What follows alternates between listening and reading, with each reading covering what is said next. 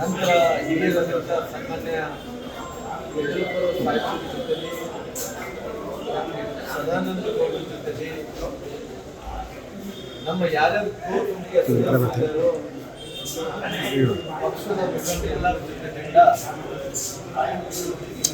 ಸಾಕಷ್ಟು ವಿಚಾರಗಳನ್ನು ಬಳ್ಳಾರಿಯಲ್ಲಿ ಜನವರಿ 1ನೇ ತಾರೀಕಿಗೆ ಆ ಘಟನೆ ಏನಾಯಿತು ಆ ಘಟನೆಯ ಬಗ್ಗೆ ಎಲ್ಲ ವಿಚಾರಗಳನ್ನು ಚರ್ಚೆ ಮಾಡಿದ್ವಿ. ಜನವರಿ 1ನೇ ತಾರೀಕಿಗೆ ಸಂಜೆ ಆ ಘಟನೆ ಆದ ನಂತರ ಆ ಘಟನೆಯಲ್ಲಿ ಒಬ್ಬ ಅಮಾಯಕ ಡೆತ್ ಆದ. ಆ ಡೆತ್ ಆದಂತ ವಿಚಾರವನ್ನು ಹಿಡಿದುಕೊಂಡು ಮೊದಲನೇದಾಗಿ ನಮ್ಮ ಅಧ್ಯಕ್ಷರಾದಂಥ ವಿಜೇಂದ್ರ ಅವರು ಅಲ್ಲಿ ಬಳ್ಳಾರಿಗೆ ಭೇಟಿಯನ್ನು ಕೊಟ್ಟು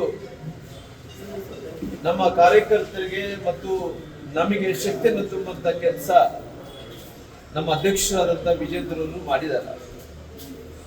ಮರುದಿನ ಕೇಂದ್ರದ ಮಂತ್ರಿಗಳಾದಂಥ ಸೋಮಣ್ಣನವರು,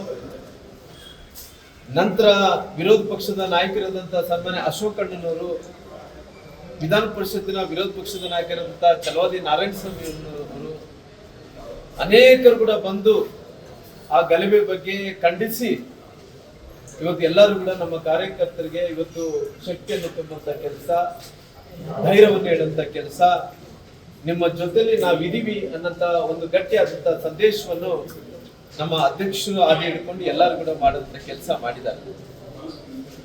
ಇವತ್ತು ಇತಿಹಾಸ ಅನ್ನಂಥದ್ದು ಯಾವತ್ತೂ ಕೂಡ ಅದು ಯಾರು ಕೂಡ ಮರಿಮಾಚಲಿಕ್ಕೆ ಸಾಧ್ಯ ಇಲ್ಲ. ಯಾಕಂದ್ರೆ ಇತಿಹಾಸ ಅನ್ನಂಥದ್ದು ಇವತ್ತು ಮರಳು ಕಳಿಸುತ್ತೆ ಅನ್ನೋದಕ್ಕೆ ಇದಕ್ಕಿಂತ ನಿದರ್ಶನ ಯಾವುದಿಲ್ಲ ಅಂತ ಹೇಳಿ ತಿಳ್ಕೊಂಡಿದ್ದೀನಿ.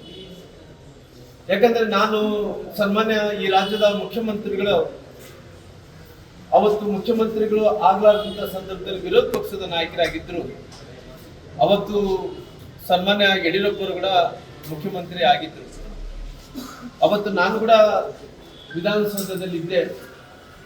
ಅವತ್ತು ಆ ರೆಡ್ಡಿ ಕುಟುಂಬದ ವಿರುದ್ಧವಾಗಿ ಸದನದಲ್ಲಿ ಸಿದ್ದರಾಮಯ್ಯ ಸಾಹೇಬರವರು ತೊಡೆ ತಟ್ಟಿ ಅವತ್ತು ಬೆಂಗಳೂರಿನಿಂದ ಬಳ್ಳಾರಿ ತನಕ ಕೂಡ ಪಾದಯಾತ್ರೆಯನ್ನು ಮಾಡ್ಕೊಂತ ಬಂದರು. ಇವತ್ತು ಅವರೇ ಪಕ್ಷದ ಶಾಸಕರಾದಂತಹ ನಾರಾ ಭರತ್ ರೆಡ್ಡಿ ಅವರು ನಮ್ಮ ಮೇಲೆ ಇವತ್ತು ಗುಂಡಾರಿಸುವಂತ ಕೆಲಸ ಮಾಡಿದ್ದಾರೆ. ಇದಕ್ಕಿಂತ ನಾವು ಏನು ಹೇಳಬೇಕಂತೇಳಿ ಒಂದನ್ನ ಗೊತ್ತಾಗ್ತಾ ಇಲ್ಲ.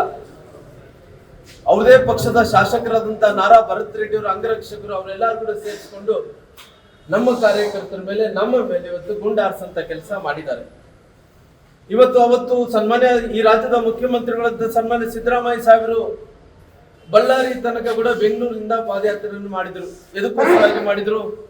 ಅಕ್ರಮ ಗಣಿಗಾರಿಕೆ ಆಗ್ತಾ ಇದೆ, ರಿಪಬ್ಲಿಕ್ ಆಫ್ ಬಳ್ಳಾರಿ ಅನ್ನಂತ ಒಂದು ಮಾತನಾಡಿ ಅವರು ಸಿದ್ದರಾಮಯ್ಯನವರು ಅವರು ಎಲ್ಲರೂ ಕೂಡ ಸೇರ್ಕೊಂಡು ಪಾದಯಾತ್ರೆಯನ್ನು ಮಾಡಿದ್ರು. ಇವತ್ತು ಅವರು ಪಕ್ಷದ ಶಾಸಕರಂತ ನಾರಾ ಭರತ್ ರೆಡ್ಡಿ ಅವರ ದುರ್ವರ್ತನೆಯಿಂದ ಇದ್ರ ಬಗ್ಗೆ ಯಾಕೆ ಸಹಕಾರವನ್ನು ಕೊಡ್ತಾ ಇದ್ದಾರೆ ಅನ್ನೋಂಥ ವಿಚಾರವನ್ನು ಕೂಡ ಅವ್ರು ಹೇಳಬೇಕಾಗಿದೆ. ಯಾಕಂದ್ರೆ ಇವತ್ತು ಈ ಪ್ರಕರಣ ಅನ್ನೋಂಥದ್ದು ಅಂಥದ್ದಿಂಥದ್ದು ಪ್ರಕರಣ ಅಲ್ಲ. ಅವರು ಶಾಸಕರಾದಂತ ನಾರಾ ಭರತ್ ರೆಡ್ಡಿ ಅವರ ಮೇಲೆ 302 ಆಗ್ಬೇಕಾಗಿತ್ತು. 302 ಅಂದ್ರಿಗಿನ ಮರ್ಡರ್ ಕೇಸಲ್ಲಿ ಅವರು ಸಿಗಾಕೋಬೇಕಾಗಿತ್ತು.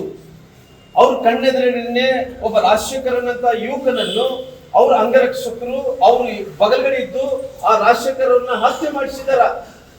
ಆದ್ರೆ ಇವತ್ತು ಸರ್ಕಾರ ಅವ್ರನ್ನ ಉಳಿಸ್ಬೇಕು.